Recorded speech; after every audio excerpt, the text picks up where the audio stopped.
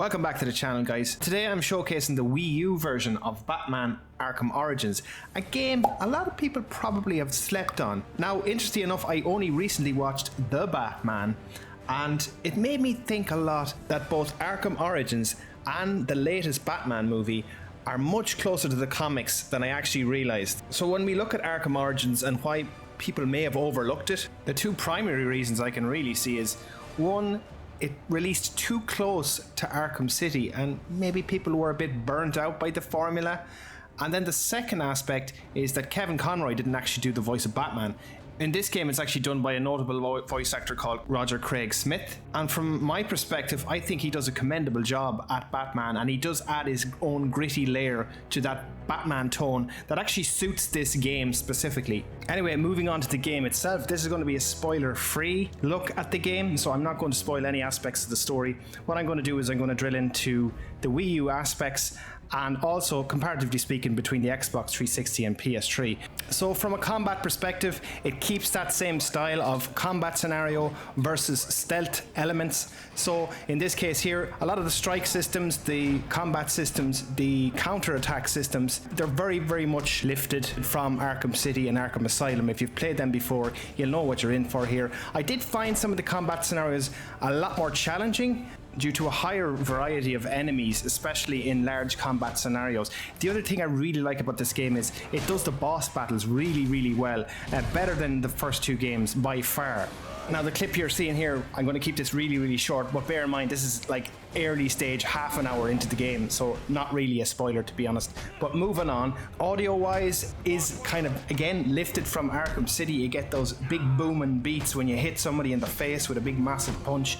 The audio cues, the music itself, really kind of epic Batman style music, really, really suits the theme. In relation to the graphics themselves, this is the best looking version of Arkham Origins you can get on a console. I found the image clarity much, much sharper than the Xbox 360 and PS3, and that also applies to the performance as well. I did beat this game originally on the Xbox 360 back in around 2012, so going back and revisiting it now with the Wii U, it actually looks really, really sharp, and it's quite impressive still to this day. As for the gameplay in general, myself, I always preferred the stealth elements to some extent in the Batman games than the actual action sequences. I just had lots and lots of fun with it, and all that fun is still here. Sneaking in behind guys, taking them down through crates, dropping down them, doing an inverter, even behind them, behind walls, punching through walls. It's all really, really cool. Now, comparatively speaking to Arkham City, the Wii U edition, the gamepad features have been scaled back a little bit, and I actually think it's better implemented in Arkham Origins than it is in Arkham City. Reason being is there's more subtle use of it, and it's not gimmicky. It's actually really well done, in particular for the crime scenes. I found it's very interactive. The motion control on your Wii U gamepad essentially controls where you're aiming at, where you're looking at in the crime scene itself, and then you can scan the various evidence and progress the story from there. I did like the interactivity of that, and this was one of Wii U's biggest strengths when developers used it properly, and this is another one of those games. And I've also repeated this on the channel before, but that's Nintendo Switch's biggest weakness right now, because it lost all those features that came with the gamepad. Yes, it does have a touchscreen, but it's really not usable because of the dock. So essentially, it's a bit pointless, and it can't be integrated or interwoven into the games themselves, which is a shame. So to speak on some additional elements for the Wii U gamepad, you can also use it to fast travel, in this case from your Batcave, and then you can double tap to where you want to go. And that also applies to the entire map itself.